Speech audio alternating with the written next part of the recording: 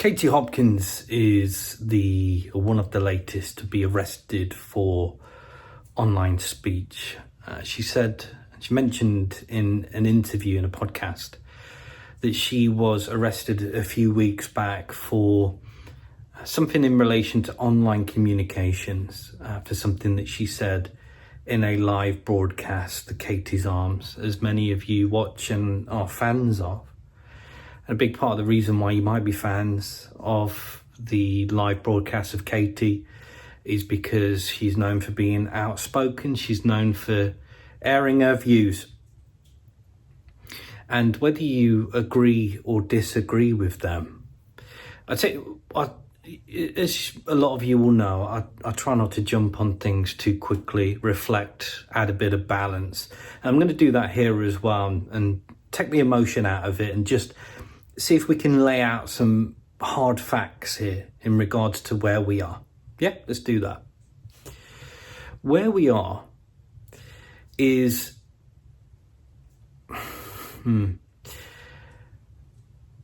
whether it's YouTubers, comedians, journalists, these are people typically in the limelight who are sharing information, including current affairs and what's going on. So therefore, it typically starts with those individuals.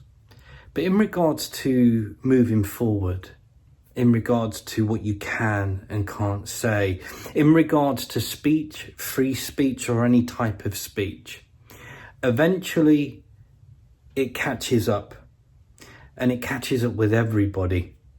And it gets to a stage where even the people who are going to work every day and keeping their heads down and just coming home, wanting to keep their heads down, banging on the TV, having something to eat and rinsing and repeating. Even for those individuals, eventually this stuff tends to catch up. And it tends to not get better.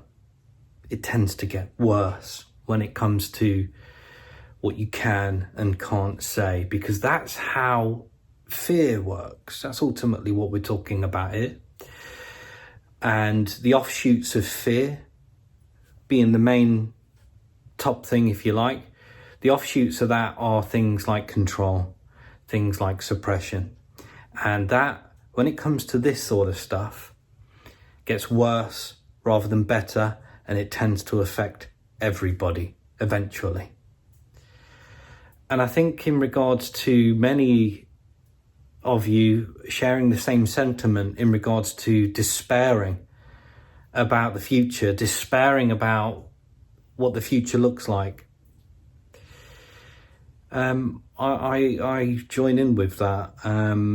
We are living in very strange, funny times, and I genuinely, even post 2020, didn't think we would find ourselves where we are today, where so many of us are unsure even of what you can and can't do, what you can and can't say. And it's always going to be a tricky one. And this is how it works. The reason it's tricky is because of things like bullying and hate speech and these things that a lot of people agree, well, you shouldn't do this and you shouldn't say that.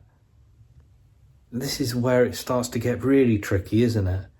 Because again, it's like, where does that stop? Where does that go? What does it include? And that's where the challenge is always going to come from.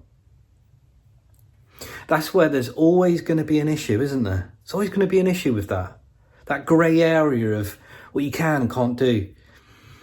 And it's that grey area that when it comes to fear and control and suppression, it gets even more grey because, well, it really depends on who's deciding, who's looking at it, who gets to decide, who forms the judgment.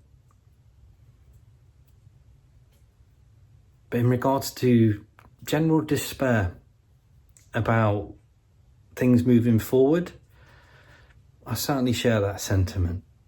Ta-ta.